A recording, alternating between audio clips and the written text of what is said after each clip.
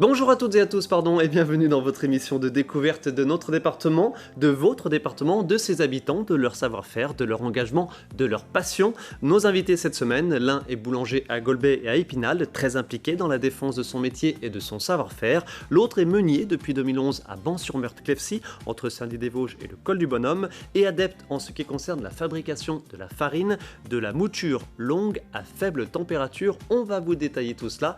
Hervé Fischer, bonjour. Bonjour. Vous êtes donc le PDG, le directeur du moulin, le propriétaire du moulin de Clefcy à Ban-sur-Meurthe-Clefcy, donc c'est en Déodacie, je l'ai dit. Et Philippe Thiebaud, bonjour. Bonjour David. Artisan boulanger à Golbey et à Épinal, et par ailleurs, mais c'est pas un moindre poste, vice-président de la Fédération des artisans boulangers des Vosges. Merci à tous les deux d'être sur notre plateau.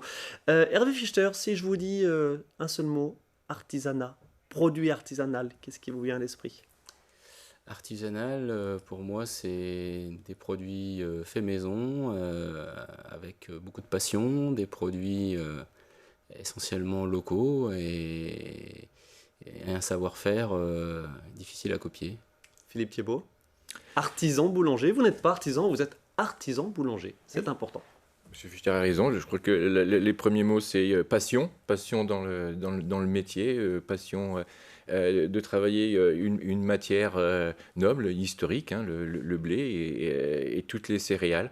Du courage aussi, hein, parce que c'est des métiers qui demandent beaucoup de courage, hein, de se lever tôt, de se coucher tard, de travailler les week-ends, et tout ça pour essayer d'avoir le meilleur résultat possible et satisfaire nos clients et les consommateurs de pain. Oui.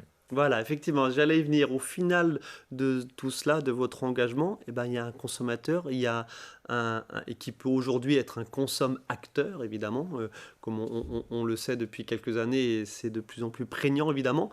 Vous avez ça en tête à longueur de journée? Satisfaire, donner du plaisir, par le goût, évidemment?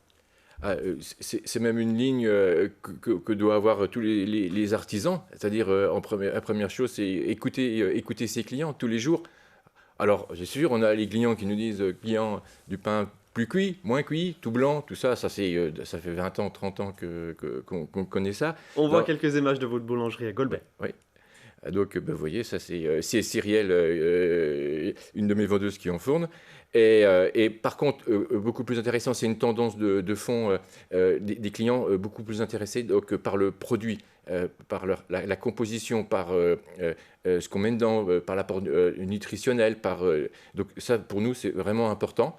Et pour avoir un bon produit en boulangerie, c'est simple, hein, puisqu'il y a 4 éléments dans le pain. De la farine, de l'eau, du sel et un ferment, donc pas de fermenté ou levain. Et comme le principal composant c'est la farine, on peut faire que des bons produits avec de la bonne farine. Bonne farine, ça, c'est votre credo, votre créneau, évidemment. Hervé Fischer, qu'est-ce qu'une bonne farine, tout simplement? Une bonne farine, c'est avant tout des bons blés. Et donc, nous, au Moulin de Clefcy, on a justement, dans le cadre d'aider les boulangers artisanaux à se différencier par rapport aux chaînes de boulangerie et à toute la concurrence qu'il peut y avoir qui n'est pas forcément artisanale. On a essayé d'apporter notre pierre à l'édifice en revalorisant cette filière et donc à notre échelle la farine, parce qu'aujourd'hui, la farine pour le consommateur, c'est un peu quelque chose de générique. On me dit la farine, alors que la farine, moi je fais souvent le parallèle avec le vin. Une farine, c'est composé de différentes variétés de blé. Chaque variété de blé a des caractéristiques spécifiques. Comme des cépages vont amener des notes spécifiques pour un vin, et ben pour la farine, à toute proportion gardée, c'est un petit peu la même chose. Et donc l'art du meunier, c'est d'assembler les variétés de blé pour faire une bonne farine, pour que le boulanger puisse sortir un bon pain, puisse fabriquer un bon pain. On connaît peut-être un peu plus difficilement effectivement le backstage, l'arrière-boutique d'un moulin. Je vous propose de regarder un court extrait d'un reportage qu'on avait réalisé donc chez vous à Ban-sur-Meurthe-Clefcy. C'était au printemps dernier. Le moulin est situé au cœur du parc des Ballons des Vosges et 100% des blés proviennent du parc régional de Lorraine, de quoi assurer un revenu juste aux agriculteurs. On a noué un partenariat avec les agriculteurs de la coopérative de Dieuze-Morange depuis plusieurs années. Et donc ils nous sélectionnent des blés issus 100% du parc. Et on a une traçabilité complète sur les différentes variétés de blé qu'on utilise, qui changent chaque année, et chaque année on communique sur l'origine des blés et également les différents producteurs. Le moulin traditionnel, en hauteur, abrite les 12 étapes désormais mécanisées de la fabrication de la farine. Le blutage est programmé, les blés sont lavés, triés et broyés, suivant une mouture lente sur cylindre. On ne cherche pas à obtenir des forts débits, mais au contraire à extraire la farine doucement, sans échauffement, avec donc des températures au niveau de l'écrasement qui restent très faibles. On ne dépasse pas les 15 degrés et c'est important pour maintenir les qualités nutritionnelles. Alors voilà, on a, je pense, un bon aperçu de vos ambitions, de votre savoir-faire, de votre engagement.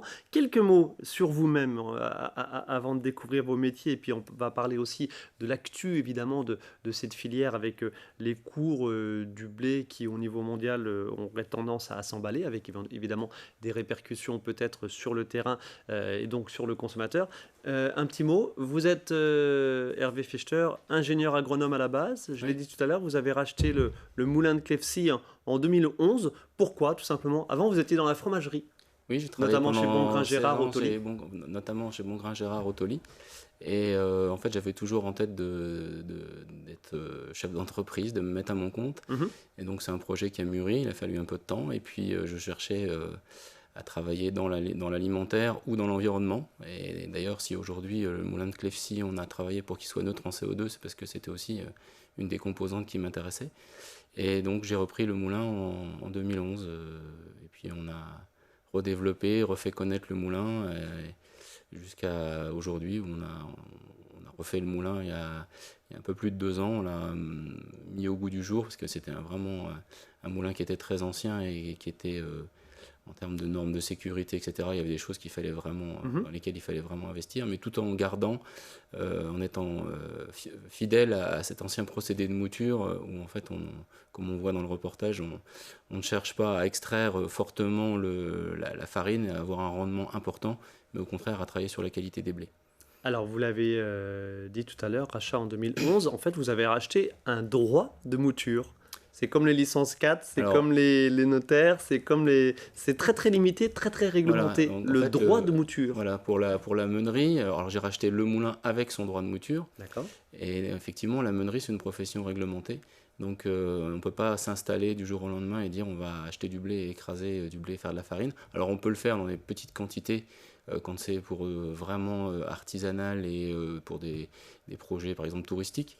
Mais à l'échelle vraiment d'approvisionner des boulangeries, ça passe par un droit de mouture. Et donc il y a un droit de mouture qui est figé au niveau de la meunerie française. Pourquoi cela ? C'est historique, à la base c'était pour protéger les meuniers des attaques éventuelles de meuniers extérieurs, je pense, et puis éviter justement qu'il y ait une concurrence féroce et qui aurait été dommageable à la profession. D'accord. Philippe Thiebaud, vous-même, vous êtes fils de boulanger, mais c'est pas ancestral, je veux dire, c'est juste votre papa qui était boulanger à la base à Gérardmer. Vous avez eu un parcours début de carrière autre que dans la boulangerie, et puis voilà, vous êtes revenu à vos premiers amours, quand vous étiez tombé dedans, évidemment, par rapport à la boulangerie familiale à Gérardmer. Oui, donc mes parents étaient dans la boulangerie, étaient boulangers, installés initialement à Gérardmer et rapidement installés dans les années 70 sur Épinal et Golbet. Et j'ai suivi un parcours scolaire dans tous les établissements séminaires que je connaisse, donc Golbet, Louis Armand, lycée Lapic. Et le CFA. Et non. Non, pas le CFA, autant pour moi. Et pas CFA. Quelle est votre formation Donc, je ne voulais surtout pas, à l'époque, faire le métier de mes parents. Il faut dire, ça prend du temps, mais l'âge est comme ça. Donc, moi, je suis parti après faire à Nancy, donc faire des études à Nancy. J'ai une formation commerciale, j'ai un BTS en force de vente. J'ai travaillé pour des groupes de vente de papeterie, consomme à l'informatique. J'ai sillonné un peu. Donc mon métier de formation est quand même un métier commercial. Et au bout de 4-5 camps sur ce parcours... et sur les routes. Et sur les routes. Mes attaches étaient quand même vosgiennes. Hein, je suis rentré dans l'entreprise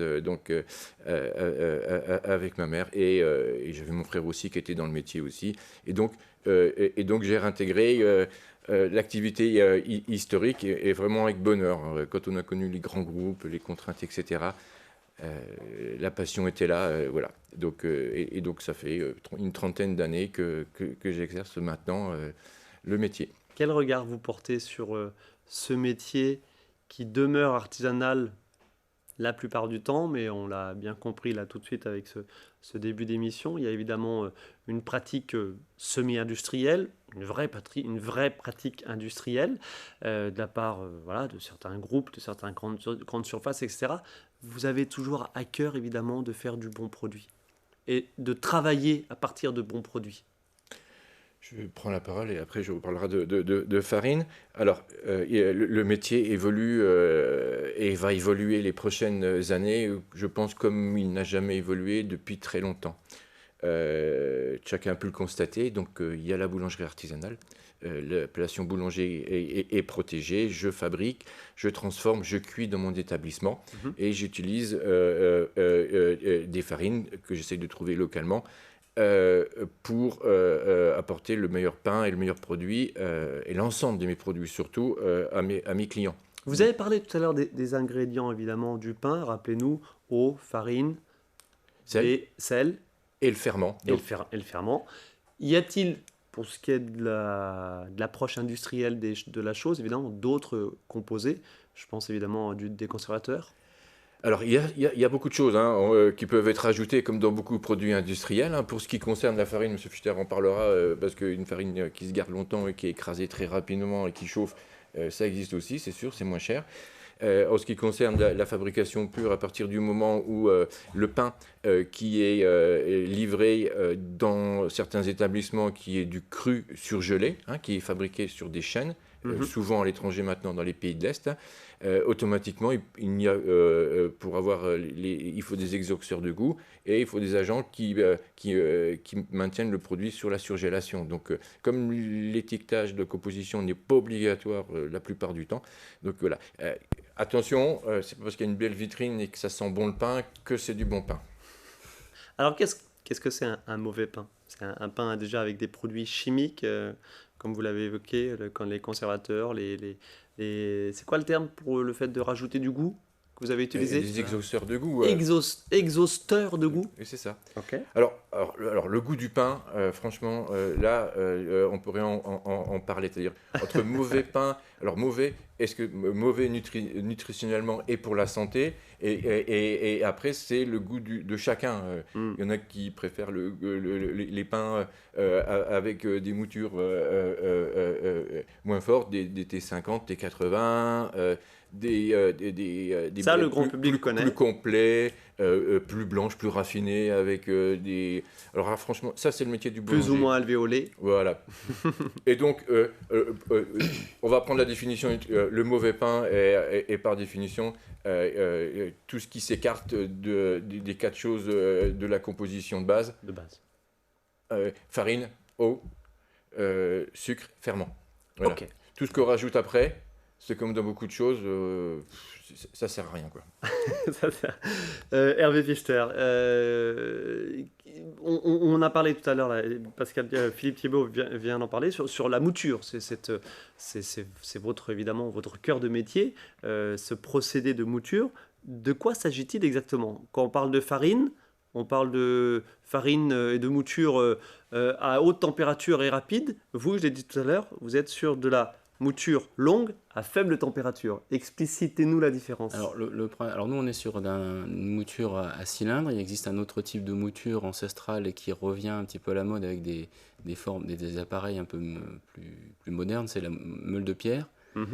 Ça revient un petit peu à la mode, mais encore une fois, nous on est sur pour l'instant une mouture cylindre. Alors, on va essayer de se projeter. Mouture cylindre, je n'ai pas ça en image, mais donc c'est des cylindres qui roulent. Voilà, deux cylindres qui roulent en sens opposé. Le blé passe au travers, le blé au départ, et puis ensuite C'est une succession d'écrasements. Ensuite, on tamise ce qui a été écrasé. Ouais. On extrait la farine. Il reste des particules qui sont encore grossières, qui ne sont pas de la farine. Elles vont être écrasées à nouveau pour extraire de la farine, etc. Et dans le cadre du moulin de Clefcy, on fait ça 12 fois. Alors, c'est pas 12 fois. Oui, alors c'est pas l'intégralité du grain de blé qui passe 12 fois, parce qu'à chaque étape d'écrasement, il y a un tamisage et on extrait une partie de la farine, on extrait des semoules, on extrait des sons qui sont l'enveloppe du grain de blé, et ils vont être travaillés différemment pour essayer d'extraire la farine. En tout cas, au moulin de Clefcy, il y a 12 passages et on passe doucement avec des débits relativement faibles sur des appareils à cylindres qui ont des cannelures un petit peu spécifiques par rapport à ce qui peut se pratiquer ailleurs. Donc les cannelures, c'est des stries qui sont sur les cylindres de manière à gratter un petit peu le grain de blé et extraire la farine.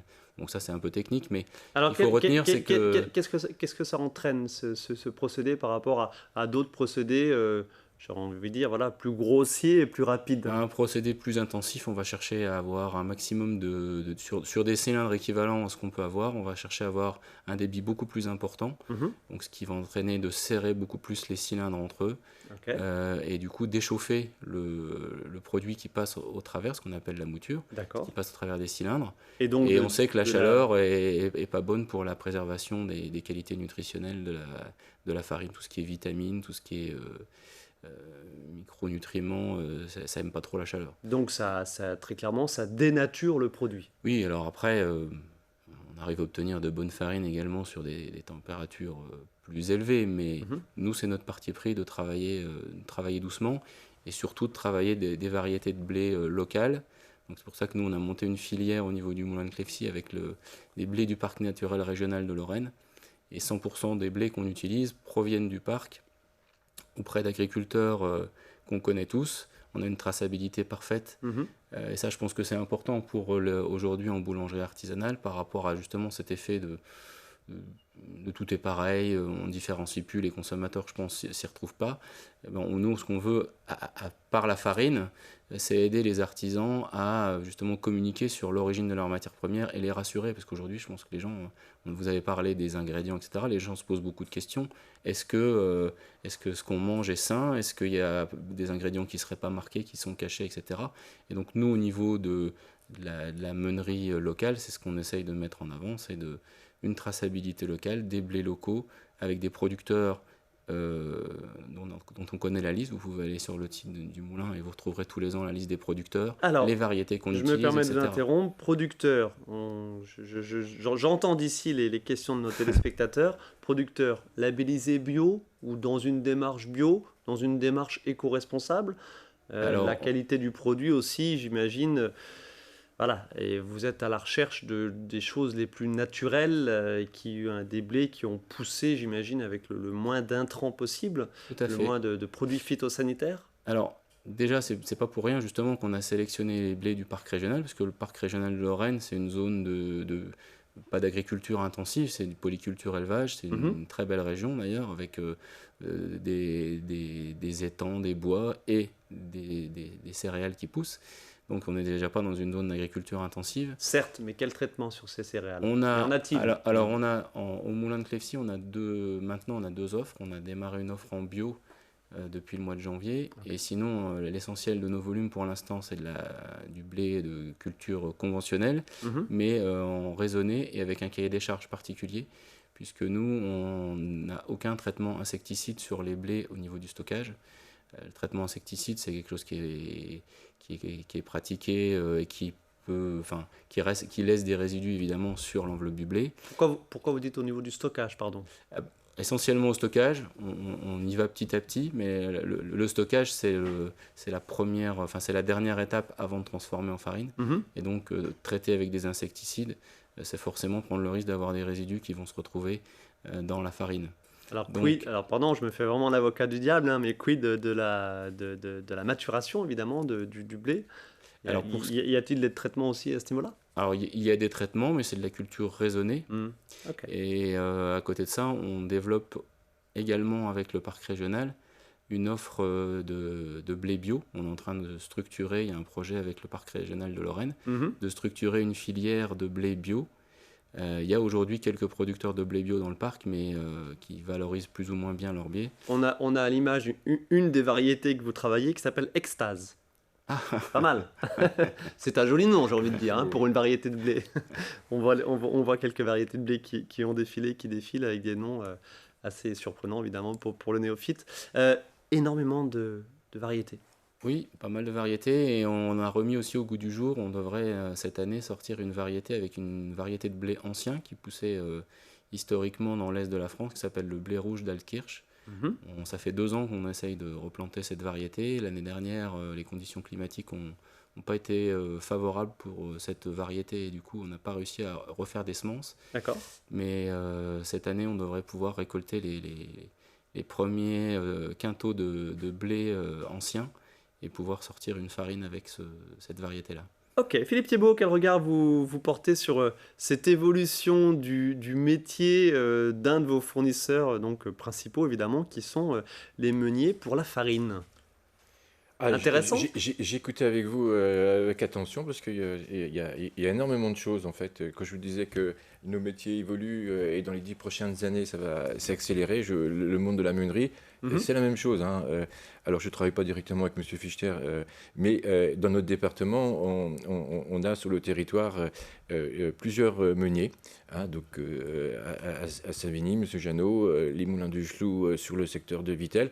Hein, et qui sont dans une optique franchement de production régionale. Donc, il y en a combien, grosso modo? Donc, 5 ou 6, une 3, petite 3 sur le département qui sont capables de fournir des boulangers. Assez important, plus des plus petits. Après, quelques périphériques sur le secteur. Alors, chacun a sa politique, mais cette tendance généralement d'aller essayer d'acheter, de fédérer des agriculteurs, de contrôler, de remettre au goût des blés anciens, est vraiment une tendance lourde. Donc, c'est notre matière première. Avec cette matière première, nous, on va la travailler pour proposer des variétés de pain différents. Donc là, on est sûr de pouvoir sortir un étiquetage d'origine du produit, ce qui est plus difficile avec certains blés où, comme on disait, c'est des assemblages. Hein, c'est comme le champagne. C'est pas parce que voilà, c'est toujours un dosage, mais c'est le métier du meunier. Hein, mais il y a sûrement des portes ouvertes dans les meuneries. J'encourage les téléspectateurs à aller voir un peu de temps en temps comment c'est, parce que c'est vraiment un métier technique. C'est un peu l'intérêt aussi de cette émission, évidemment, de lever le voile un peu plus longuement sur ce métier. Est-ce que les consommateurs suivent? On se souvient, pardon, j'enfonce une porte, on se souvient évidemment du sketch des humoristes. Oui. J'ai mangé leur nom, Las Palais, je ne sais plus comment, avec une variété de pains hallucinante, évidemment, c'est très drôle. Aujourd'hui, on le voit, on les voit, ces variétés, ces possibilités d'achat de pain une quantité assez incroyable dans certaines boulangeries. Est-ce que les gens suivent ou y aurait-il pas le risque qu'ils soient un peu perdus quelque part? J'adore ce sketch, hein, parce qu'il il est pas loin de la vérité, souvent, dans certains secteurs. Alors, faut dire que chaque boulanger est libre quand même de ses fabrications, hein, libre donc il essaie de répondre au mieux. Ils font un choix pour le consommateur, parce qu'il y a vraiment des goûts différents. On parlait de bio tout à l'heure, on parlait de blé ancien. Le bio, en ce qui me concerne, là, c'est qu'un avis tout à fait personnel. C'est vraiment une production qui doit se tourner quasiment autour du bio mélangé. Une fabrication de pain bio avec une conventionnelle. Pour les puristes en bio, j'en ai dans ma famille, c'est compliqué. Donc voilà. Après, c'est un goût si différent. Ne pas oublier que travailler des céréales anciennes, c'est une technique un peu différente. Je me permets aussi de rappeler qu'on peut faire du bio sans être obligatoirement labellisé bio. Hein. Ça, c'est important, ça vaut pour tous les produits, et peut-être plus particulièrement pour les céréales, parce qu'on imagine bien qu'il y a des traitements, mais il y a peut-être moins de traitements que sur d'autres variétés de grandes cultures. Voilà, gardez ça toujours à l'esprit, évidemment. Bien sûr, hein, les céréales que nous transformons, par exemple, on l'affiche pas particulièrement, comme les petits épeautres, des choses comme ça, qui sont des micro-cultures, hein, ils sont quasiment tous labellisés labellisé bio aujourd'hui. Donc voilà. Quoi. Donc, mais après sur le concept du goût du consommateur. Un dernier mot, Philippe Piébaud. Allez-y, dernier mot. Dernier mot.